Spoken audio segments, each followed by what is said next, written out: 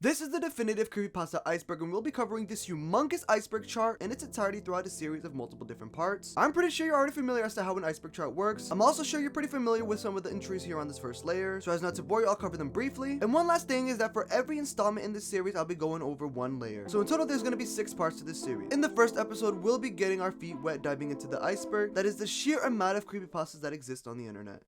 The Russian sleep experiment is admittedly a story I've heard about, but I've never really looked into. But in a nutshell, it's about 5 test subjects who were prisoners deemed enemies of the state in 1947, specifically in Russia, of course. The experiment was conducted for the purpose of exploring the effects of sleep deprivation on the human body. Said experiment was also used to test a new gas that could supposedly keep people awake for days. And as the story goes on, the test subjects end up doing stuff like self-mutilation, cannibalism, self-harm, stuff like that. I'm pretty sure you've heard of this one before. Basically, it's about some person who played a haunted version of a Sonic ROM hack, and it was creepy with blood and dead Sonic characters and creepy stuff. There's also a Sonic.exe game that all the Let's Play channels would play back in the day. Now, of course, the story goes a lot deeper, and it has evolved over the years, but that's pretty much the first page Google definition of said story. Listen, bro.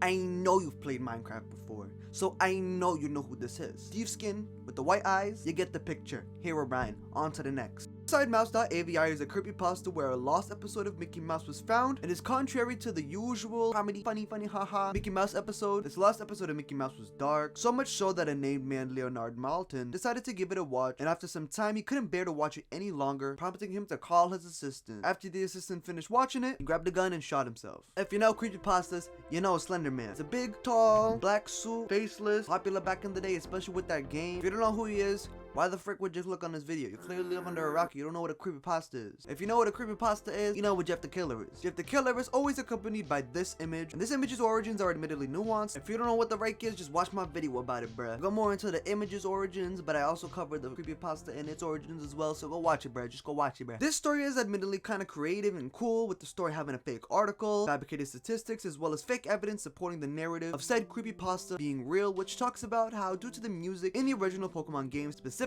in a location called Lavender Town, how due to the high frequencies of music in said location, it supposedly caused children who would listen to it to commit suicide. Alright, look, take a good look at this image that I'm about to show you on screen right now. You see the image? You see it? Bro, you know what it is, bro. You got the Kane Pixel series on YouTube, you got the wiki, you got Ben with speed in the freaking back rooms. Let's move on, bro. We all know what the back rooms are. Okay, so admittedly, I didn't know much about this one, but upon my research, I found out that Tiki Toby is a boy born with mental disorders, and he would get bullied a lot, and eventually he went mad and killed his father. After that, he was found by Slenderman, and Toby ended up serving him as a proxy, which are basically individuals who serve Slenderman. Tails doll is exactly what the name implies. It's basically a doll who shows up in Sonic creepypastas. Tails doll is an evil entity who seeks to destroy and kill. I'm pretty sure I already know about this one. Basically a dude people and eats people. Let's move on. Smile Dog is often associated with these two images. It's basically just a creepy looking dog, smiles, and it haunts people. Those who see it drives them to insanity, and they commit or whatever. That's basically how the story goes. Jane the Killer, as you probably guessed, is part of the Jeff the Killer universe and was formerly known as being a villainous character, killing people to only spare them from being victims of Jeff the Killer. Apparently now she's written more heroically by having dedicated herself to killing Jeff the Killer. In a nutshell, the Play With Me story is about a girl named Sally who lived a pretty carefree life until one day her uncle moved in and he asked Sally if she wanted to play a game. Said game would end with her being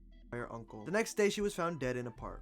Admittedly, this story is kind of cool. It's exactly about what the title implies, a search and rescue officer, and said officer simply just goes on to tell stories about some of the strangest things that have happened. Yet another spooky, scary, oh my god, lost media creepypasta, with this one being about a lost episode of The Simpsons where Bart basically dies after falling out of an airplane. Local 58 is similar to the Backrooms in the sense that they're both new age creepypastas, if you will, but Local 58 is basically an analog horror web series made by the same guy who actually made another well-known creepypasta called Candle Cove. But you know how analog horror goes on to tell a story with the various interruptions in the fictional TV programming? Local 58 pretty much does that. Next Expo also has a really good deep dive into the series, where basically the theory is about massive alien invasion on Earth. Yet another new age creepypasta about a fictional game of the same name. However, Cynical actually has a very good video about this, and the story is basically about a dude named Paul making a fictional Let's Play series on YouTube and documenting the strange occurrences in the fictional PS1 game. This one's pretty self-explanatory. Squidward basically just game ends himself in a lost episode of SpongeBob. Laughing Jack was once a little boy's imaginary friend turned sadistic clown who now children. children. NES Godzilla is kind of like Petscop in the sense that it's a fictional let's play of a cursed game, except for the fact that the game the Creepypasta is in is actually real, but the twist is that the game is like a cursed version of it, and the Creepypasta story pretty much documents what happens in said game. If you're unfamiliar with the Backrooms community and its wiki, basically it's dedicated to describing all of the levels in the Backrooms. The SCP Foundation is similar in the sense that there is a whole entire community dedicated to making these stories about different entities that violate the natural law, and basically the SCP Foundation's job is to keep said entities contained. Also on the SCP wiki, all of the entities are documented. And lastly, we have the infamous Ben Drowned Creepypasta, which is basically about a haunted cartridge of Legend of Zelda Majora's Mask who was haunted by a boy named Ben who drowned. We made it to the end of the video, bruh. Now look, disclaimer.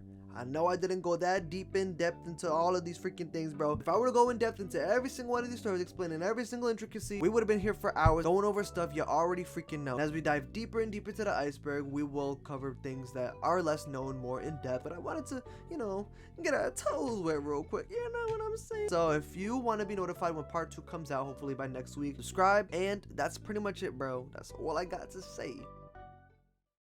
When I'm on YouTube, I be like, Swanene. Eating my chicken noodle soup just like Swanene. When I hit that nene.